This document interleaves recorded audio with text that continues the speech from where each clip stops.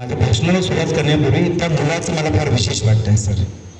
हा जो मुलगा सर्वांसाठी स्काउट क्लबची ऑर्डर देतो, मला वाटतं आता आपण सगळ्यांनी ऑर्डर देऊया स्काउट क्लब, आपण त्याच्यासाठी क्लब करूया. Scout club go, that is for you. अशा प्रकारचे लिडरशिप अशीच तयार होत असते. लिडरशिप जी असते ना ती कुठे शिकवली जात नाही, ती आपोआप तयार होते. आणि ती तयार होण्यामध्ये सगळ्यात मोठा हात जो असतो तो शाळेचा असतो. आणि म्हणून शिवाई बालक मंदिरचं मला खरोखर अप्रूप असतं. मी ज्यावेळेस आता माझा प्रवेश केला त्याच वेळेस मी सरांशी बोललो की शिवाई बालक मंदिरचा आणि माझा फार जुना संबंध आहे. ते मी पुढच्या माझ्या भाषणात सांगणार आहेच. पण त्यापुढे पुन्हा एकदा उपस्थित सर्व पालकांचं मी इथे आभार मानेन, अभिनंदनही करेन की तुम्ही आजच्या ह्या कार्यक्रमाला इथे उपस्थित आहात. तुम्ही सगळेजण आता सध्या जीवनसत्वाचा आस्वाद घेत आहात. तुम्हाला ऊन मिळतंय. आम्ही इकडे अनलकी आहोत, आम्ही नशिबान नाही आहेत, कारण आम्ही सध्या जीवनसत्वामध्ये नाही आहेत. मला असं वाटतं की मी सुद्धा तिथे येऊन बसावं जेणेकरून मला पण जरा काहीतरी एनर्जी येईल. लक्षात ठेवा, हे सकाळचं कोवळं ऊन आहे, त्याचा आस्वाद घ्या. डोळ्यावर तुमच्या ऊन येतं, डोळ्यांना सुद्धा जीवनसत्व मिळतात, पूर्ण शरीराला मिळतात. त्यामुळे आय थिंक पालकांसाठी तू एक ऑर्डर देशील का स्काउट क्लब, त्या सगळ्या पालकांसाठी.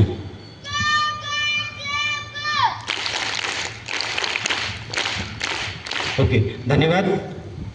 ज्या राजाच्या जन्मोत्सव साजरा करण्यासाठी आपण इथे जन्मलो आहोत ते स्वराज्य जननी राजमाता राजमाता जिजाऊ, स्वराज्याचे रक्षक Chhatrapati Sambhaji Maharaj. Dreams will come true, follow your dreams. असं संपूर्ण देशाला, या पूर्ण देशातील प्रत्येक तरुणाला ज्या व्यक्तीने सल्ला दिला, स्वप्ने बघा, ते आपले दिवंगत राष्ट्रपती डॉक्टर APJ अब्दुल कलाम, महामानव डॉक्टर बाबासाहेब आंबेडकर, या शाळेचे संस्थापक कैलासवासी प्रोफेसर सर, प्रोफेसर मॅडम. आणि माझ्या व्यक्तिगत आयुष्यात माझ्यावर सर्वात जास्त प्रभाव असणारे माझे वडील कैलासवासी हबप जनार्दन धर्माजी शिंदे उर्फ गोरबा काका. मुरबाड तालुक्यामध्ये त्यांचं चांगलं नाव होतं, आताही आहे.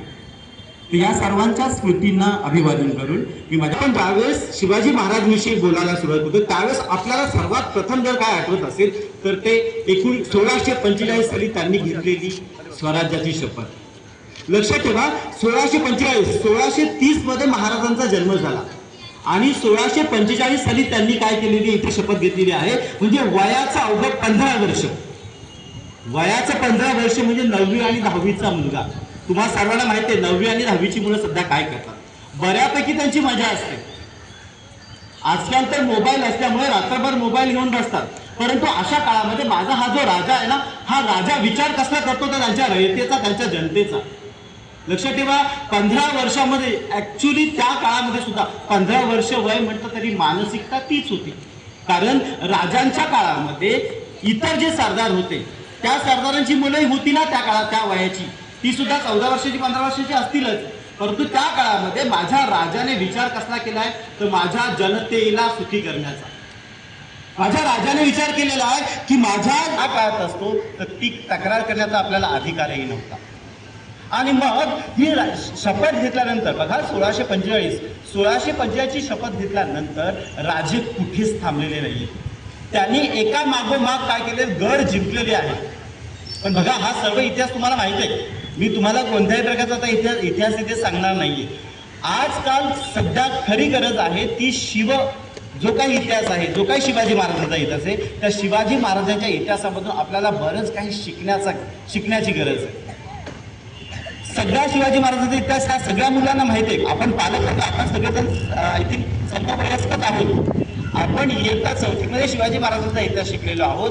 त्याच्यानंतर संपूर्ण जे आयुष्य ते आपण शिव इतिहास ऐकलेला आहे. परंतु ही जी मुलं आहेत ह्या मुलांना सगळा इतिहास माहिती आहे. परंतु आज सध्या गरज आहे की आपण त्या इतिहासामधून आपल्या मुलांना काय देतो. लक्षात ठेवा, ज्यावेळेस जिजाऊ माँसाहेब शिवाजी महाराजांना गोष्ट सांगायच्या लहानपणी, सर्वांना शिवाजी महाराजांचा तो इतिहास माहिती आहे की लहान असताना शिवाजी महाराजांना जिजाऊ माँसाहेब गोष्ट सांगायच्या. मग मला सांगा रे, शिवाजी महाराजांनी कधी मस्ती केली नसेल का त्यांच्या बालपणी? फक्त माझा एक प्रश्न, शिवाजी महाराजांनी त्यांच्या बालपणी मस्ती केली असेल का? यस ऑर नो सांगा. येस, बरोबर आहे, कारण ते बालपण होतं ना. आता सुद्धा मी पाहतो इथे अनेक मुलं, काही मुलं एकमेकाला चिमटी घेत आहेत, काही मुलं एकमेकावर खडा मारतायत, कोण तिकडनं याला आवाज देतो. दिस इज व्हेरी कॉमन, याच्यामध्ये काहीही गैर नाहीये. हे जे वय असतं हे वयच असतं. परंतु या वयामध्ये सगळ्यात महत्त्वाच्या भूमिका ज्या असतात त्या दोन व्यक्तींच्या असतात. एक असं शिक्षक आणि दुसरे असतात पालक. आणि म्हणून इथे तुम्ही जे पालक आला त्या पालकाचं मला खरोखर अप्रूप वाटतं की तुम्ही इथे आलेला आहात. ठीक आहे. सो अशा काळामध्ये ज्यावेळेस शिवाजी महाराज लहान होते, या काळामध्ये शिवाजी महाराजांना त्यांच्या मातेने जिजाऊ माँसाहेबांनी अनेक प्रकारच्या गोष्टी सांगितल्या. त्यांनी फक्त आणि फक्त श्रीराम, श्रीकृष्ण किंवा अभिमन्यू यांच्या गोष्टी सांगितलेल्या नसतील, तर त्यांनी त्यांचा जो इतिहास जो आहे, त्यांच्या फॅमिलीचा इतिहास तोही सांगितला असेल. फॉर एक्झाम्पल, जिजाऊ माँसाहेब जे होत्या, जिजाऊ माँसाहेबांच्या वडिलांचं नाव होतं लखुजीराव जाधव, की जे निजामशाहीमध्ये फार मोठे सरदार होते. त्यानंतर शिवाजी राजांचे जे आजोबा होते ते मालोजीराजे भोसले, त्यांना सुद्धा निजामशाहीमध्ये फार मोठं नाव होतं, त्यांचं सुद्धा निजामशाहीमध्ये फार मोठं नाव होतं. शहाजीराजे स्वतः निजामशाहीमध्ये, आदिलशाहीमध्ये त्यांनी मोठ्या सरदारकीवर काम केलेले. मग ज्यावेळी बाल शिवाजी माँसाहेबांकडे यायचे त्यावेळेस माँसाहेब त्यांना तो संपूर्ण इतिहास सांगायचे की बघ, आपण जे आहोत आपण एक फार मोठ्या फॅमिलीमध्ये आहोत, आपण फार मोठ्या कुटुंबामधून आहोत आणि या कुटुंबाचं कार्य आहे जनतेला खुश ठेवणं. शहाजी राजांनी सुद्धा स्वराज्य स्थापन, ताम्हणकर सर बोलले की शहाजी राजांनी सुद्धा काय केलं होतं, स्वराज्य स्थापनेचा एक अयशस्वी प्रयत्न केला होता. त्यावेळेस मोगलशाही आणि आदिलशाही ही एकत्र आल्यामुळे शहाजी राजांना तिथे सक्सेस, त्यांना यश असं मिळालं होतं. मग ह्या ज्या लहानपणीच्या ज्या कथा होत्या, ह्या लहानपणीच्या कथांचा महाराजांवर फार मोठा परिणाम झालेला आहे, त्यांच्यावर फार चांगले संस्कार झाले आले. त्यावेळेस शिवाजी महाराजांना एकूण जवळजवळ 23 गड किल्ले आणि दुसरी एक त्याच्यामध्ये अट होती की शिवाजी महाराजांनी आग्र्याला औरंगजेब जे आहेत, मोगल बादशाह औरंगजेब, त्यांच्या भेटीला जायचं, हे त्या अटीमध्ये होतं. आणि त्या अटीनुसार शिवाजी राजे औरंगजेबाला भेटायला कुठे गेलेले आहेत, आग्र्याला गेलेले. आणि आग्र्याला गेल्यानंतर महाराजांना फार वाईट अनुभव येतो. कदाचित त्यावेळी महाराजांना जे काही इथे बघा सगळी मुलं कशी अशी लाईनमध्ये बसलेली आहेत, बरोबर आहे. त्यावेळेस महाराजांना परपदी आपण म्हणतो की ना मुद्दामून महाराजांचा तिथे अपमान करण्यात आलेला आहे. इथे ताम्हणकर सरांनी एक उदाहरण दिलं की ज्यावेळेस शिवाजी महाराजांचा राज्याभिषेक होतो त्यावेळेस राज्याभिषेकाच्या वेळेस तो हेनरी ऑक्सिजन जो इंग्रजांचा, ब्रिटिशांचा जो प्रतिनिधी असतो, तो महाराजांसमोर असं टोपी खाली करून काय करतो, महाराजांना सलाम करतोय. तशा प्रकारचा सलाम आमच्या राजांना औरंगजेबाला करायचा होता, परंतु राजांना ते पटलं नव्हतं. राजांनी तो सलाम जो असतो तो सलाम करणं, तो कुर्निसात करणं त्यावेळेस टाळलं होतं. आणि त्यावेळेस राजे म्हणाले की मला हे शक्य नाही आहे, मी कोणासमोर इथे झुकण्यासाठी आलेलो नाही आहे. बघा, झुकावं कधी कधी चांगल्या गोष्टीसाठी झुकावं लागतं, परंतु औरंगजेबाचा जो कट होता तो महाराजांना समजला होता की औरंगजेब हा फक्त आणि फक्त संपूर्ण स्वराज्य त्याच्या खाली घेणार, आधिपत्याखाली घेणार होता. आणि त्यामुळे महाराजांनी अशा वेळेस त्याला कोर्निसात न घालता, अशा वेळेस सलाम न करता महाराज तिथून तात्काळ निघून गेलेले. आणि त्यानंतरचा इतिहास तुम्हाला माहिती आहे की महाराजांना जवळजवळ 3 महिने नजर कैदेत ठेवलं होतं. नजर कैद म्हणजे काय, तर सगळं करा, तुम्ही खा, ओके, त्याच्यानंतर तुम्ही आरामात इथे आराम करा, परंतु घराच्या बाहेर पडायचं नाही. मग ही फार मोठी शिक्षा होती. इव्हन आज जरी आपल्याला अशा प्रकारची जर नजर कैद केली ना तर आपल्याला ते शक्य होणार नाही.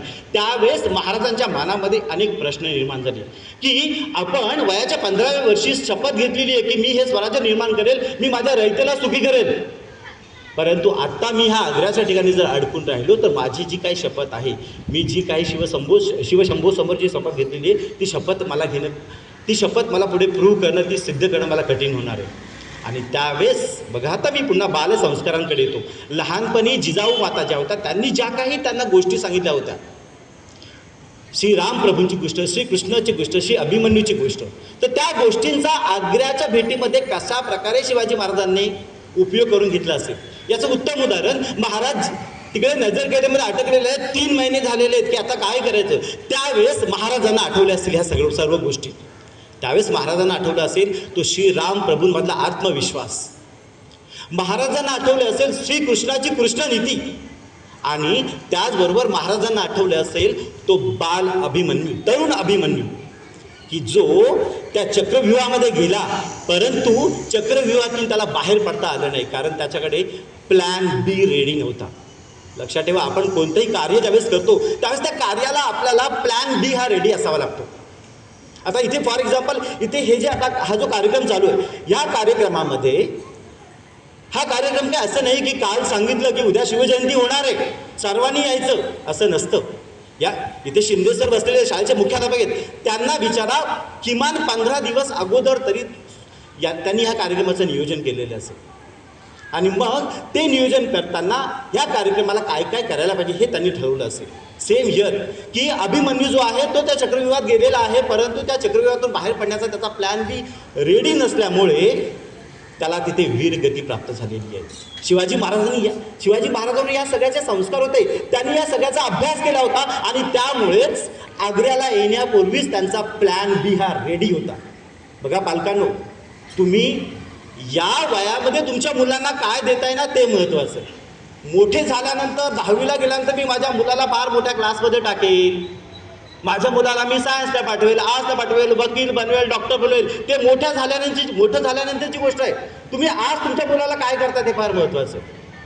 आज आपण आपल्या मुलाला जे देऊ, लक्षात ठेवा, वयाच्या 10 ते 12 वर्षापर्यंत जे काही मुलाला संस्कार दिले जातात ते संस्कार आयुष्यभर मुलामध्ये पडतात.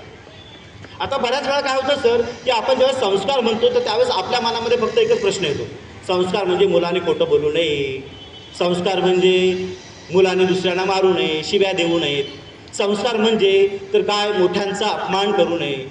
पण जर एखादा मोठा जर वाईट असेल मग त्याला काय आपण सलाम करायचं का? औरंगजेब हा महाराजांपेक्षा जवळजवळ 15 वर्षांनी मोठा होता, त्यावेळेस महाराजांनी त्याला जो सुरुवातीला मान द्यायचा तो दिला, परंतु ज्यावेळेस महाराजांना त्याचा कट कळाला त्यावेळेस महाराजांनी त्याला कोर्निसात तो जो सलाम आहे तो टोकलेला नाही आहे. आज आपल्या मुलांना खऱ्या अर्थाने जी गरज आहे ते नैतिक संस्कार, बौद्धिक संस्कार आणि शारीरिक संस्कार करण्याची गरज आहे. नैतिक संस्कार तर आपण करतच असतो, खोटं बोलू नये हे आपण नेहमीच करतो, परंतु त्याशिवाय आज आपल्या मुलांना खऱ्या अर्थाने काय शिकवण्याची गरज आहे ते टिट फॉर टॅट जशाच तसे वागण्याची. वागू द्या, काही हरकत नाहीये, समोरची व्यक्ती जर वाईट असेल तर त्याला टिट फॉर टॅट लागेल, अर्धा एक तास लागेल का? आज आपल्या मुलांना खऱ्या अर्थाने गरज आहे ती बौद्धिक क्षमता वाढवण्याची. लक्षात ठेवा, मी पुन्हा एकदा तेच सांगतोय की वयाच्या 12 वर्षापर्यंत छत्रपती शिवाजी महाराज की जय भवानी. खूप छान लक्ष जातं इकडे बघा सर्वांनी आता.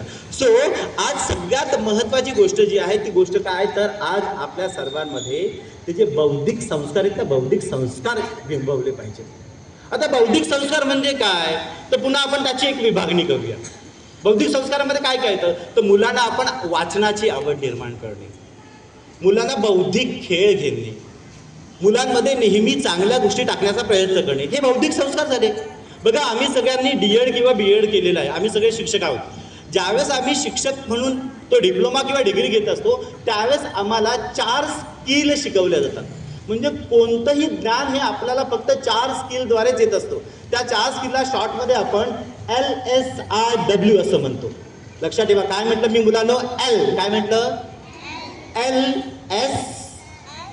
LSRW. It means listening, speaking, reading आणि रायटिंग. म्हणजे कोणतंही काम जे आहे किंवा कोणतीही भाषा जी आहे ती भाषा आपण या 4 स्किलने शिकत असतो.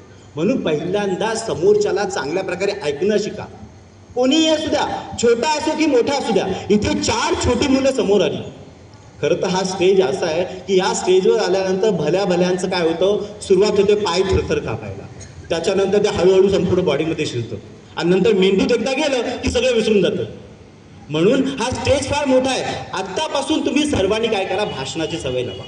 त्यासाठी तुम्हाला पहिल्यांदा ऐकायला शिकावं लागेल. लक्षात ठेवा, ऐकणं या जगातील सगळ्यात कठीण गोष्ट आहे ती ऐकणं. कोणीच कोणाचं ऐकत नाही, आणि आता तर अजून कठीण झालंय. आता तर कधीच कोणाचं ऐकत नाही. हे शतकच असं आहे की मी समोरच्याचं काय ऐकू. शिक्षकांचंही ऐकत नाही मुलं. का ऐकत नाही शिक्षकांचं माहिती आहे की नाही, मला सगळं येतं, मी यूट्यूबला रोज पाहतो. बाबू, गुरुशिवाय विद्या जी असते ना ती शून्य असते. गुरु बी न बतावे कौन हे बाट, ओ बडा विकट है यमपुरी घाट. म्हणून गुरुशिवाय विद्या सफल कधीच होत्या. म्हणून सांगतो सर्वांनी की ज्यावेळेस तुम्हाला वर्गामध्ये यायचं असतं त्यावेळेस वर्गात आल्यानंतर तुम्ही तुमच्या शिक्षकांना चांगल्या प्रकारे ऐका. तुमचे पालक जे काही सांगतात, कोणताही पालक कोणत्याही मुलाला कधी वाईट शिकवणार नाही. म्हणून पालकांचं सुद्धा ऐका. म्हणून सगळ्यात महत्त्वाची गोष्ट पहिल्यांदा ऐकायला शिका. ऐकल्यानंतर आपोआप तुम्हाला ते बोलता येतं.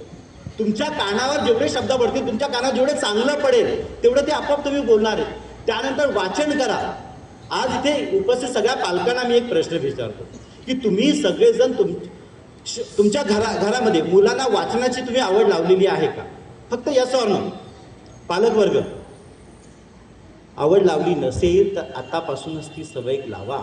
बघा, आपण दरवर्षी आपल्या मुलांचे बर्थडे साजरे करतो, मुलांचे वाढदिवस साजरे करतो. वाढदिवसाला आपण 400 ते 500 रुपयाचा केक आणतो. आपण वाढदिवसाला नवीन कपडे घेतो. एका वाढदिवसाला 1,500 ते 2,000चा, नाही म्हटलं तरी 1,000 रुपयाचा आपण खर्च करतो. लक्षात ठेवा, 1,000 रुपयाच्या सबस्क्रिप्शनमध्ये तुम्हाला एक फार सुंदर चांगलं मॅगझिन तुम्ही घेऊ शकता. वर्षभर ते मॅगझिन मुलाला घरपोच होईल. अशी अनेक मॅगझिन्स आहेत. शाळेमध्ये असं तुम्हाला सरांनी माहिती दिली असेल किंवा दिली नसेल तर सर देतील सुद्धा. मॅगझिन्स दर महिन्याला त्याचे मासिक जे असतं ते मासिक दर महिन्याला तुमच्या घरामध्ये येईल आणि ते मासिक घेऊन तुम्ही मुलांना ते वाचायला द्या. आणि मी तर म्हणेन, मुलांना डायरेक्ट वाचायला दिल्यापेक्षा कधीही कोणाला जास्त वाचनाची मूळतः आवड नसते, चुकून एखादं मूल असेल तर असेल, सर्वप्रथम मुलाला सोबत घेऊन तुम्ही ते वाचायला बसा. लक्षात ठेवा, आपल्या हातात जर मोबाईल असेल तर मुलाच्या हातात सुद्धा मोबाईल जाईल. आपण जर आपल्या हातात मोबाईल घेतला आणि मुलाला सांगितलं की मोबाईल बघू नको, तर मग ते फार कठीण असेल. म्हणून सर्वप्रथम आपल्यामध्ये काय करावं लागेल, आपल्यामध्ये चांगले विचार मांडावे लागतील. आपल्याला हा जो मोबाईल आहे ना, याचे चांगले फायदे सुद्धा असतात आणि तोटे सुद्धा भरपूर आहेत. आपल्याला फायद्यांचा विचार करायचा आहे. गरजेप्रमाणे त्याला वापरा. त्याला आपली गरज बनली पाहिजे. लक्षात ठेवा, मोबाईल जो आहे तो मोबाईल त्याच्याप्रमाणे वापर करा. म्हणून सर्वांनी काय करा, पहिल्यांदा आपल्यामध्ये वाचनाची आवड निर्माण करा. मी असं म्हणत नाही की 2 तास वाचा, 3 तास वाचा, जाडी पुस्तकं वाचा. नाही, छोटंसं एक पान वाचा. रोज एक पान. मी तर म्हणेन, रोज रात्री झोपताना तुम्ही आपल्या मुलासोबत मोबाईल घेण्याऐवजी एक पेज घ्या, काही इतिहासाचा दाखला घ्या किंवा कोणतंही पुस्तक घ्या, ते फक्त वाचा, मुलाला ऐकू द्या. लक्षात ठेवा, ऐकल्याने त्याची श्रवणशक्ती फार चांगली बनते. श्रवणशक्ती चांगली झाली तो चांगला भाषण करू शकतो. आणि म्हणून सर्वांना एकच विनंती की मुलांमध्ये हे जे LSRW जे आहे, LSRWचे विचार जे येतात ते विचार मुलांमध्ये काय करा, तुम्ही आता बिंबवा. तिसरा जो संस्कार आहे, पहिला संस्कार नैतिक, त्यानंतर बौद्धिक, तिसरा संस्कार आहे शारीरिक संस्कार. सगळ्यात महत्त्वाची गोष्ट, शारीरिक संस्कारामध्ये आपल्याला जेवणाची आवड. किती जणांना चायनीज खायला आवडतं? इकडे मुलं, चायनीज खायला आवडतं का? चायनीजमध्ये कोणते विटॅमिन्स मिळतात, कोणती ताकद, कोणती ऊर्जा मिळते हे मला तर माहीत नाही, कारण मी तर कधी खात नाही. कृपया करून हे जे फास्ट फूड आहेत, हे फास्ट फूड खाणं टाळा तुम्ही. फास्ट फूडमुळे तुमची जी पचनशक्ती असते ती कमी होते आणि भविष्यामध्ये त्याचा परिणाम जो असतो ना, तो वाईट परिणाम तुमच्या शरीरावर होतो. शरीरावर तर परिणाम झाला तो बुद्धीवर सुद्धा होतो. सर, यावर्षी आमच्या शाळेने एक डिसिजन घेतलेलं आहे. सर, आमच्या शाळेने शुगर फ्री स्कूल म्हणून, आता मागच्या महिन्यात जी SMCची मीटिंग झाली त्या SMCच्या मीटिंगमध्ये नेक्स्ट इयरपासून 2026-27 पासून आमची शाळा ही शुगर फ्री स्कूल असेल. Sugar free school means what? आमच्या शाळेमध्ये कदाचित तुमच्याकडे हे पहिल्यापासून असेल सुद्धा, आमच्या शाळेमध्ये दरवर्षी मुलं काय करतात, प्रत्येक वाढदिवसाला चॉकलेट्स घेऊन येतात, चॉकलेट देतात. तर आम्ही नेक्स्ट इयरपासून मुलांना वाढदिवसाला चॉकलेट घेऊन यायला बंदी केलेली आहे. पण वाढदिवस साजरे करायचे. मग वाढदिवस साजरे कसे करायचे? तर मग आपलं बालपण आठवतं. चणे घ्या, शेंगदाणे घ्या, भले ते थोडे द्या, किंवा बदाम घ्या. प्रत्येक मुलाला एक बदाम द्या. एक चॉकलेटच्या ऐवजी एक बदाम द्या. तो बदाम नक्कीच तो उपयोगी पडेल.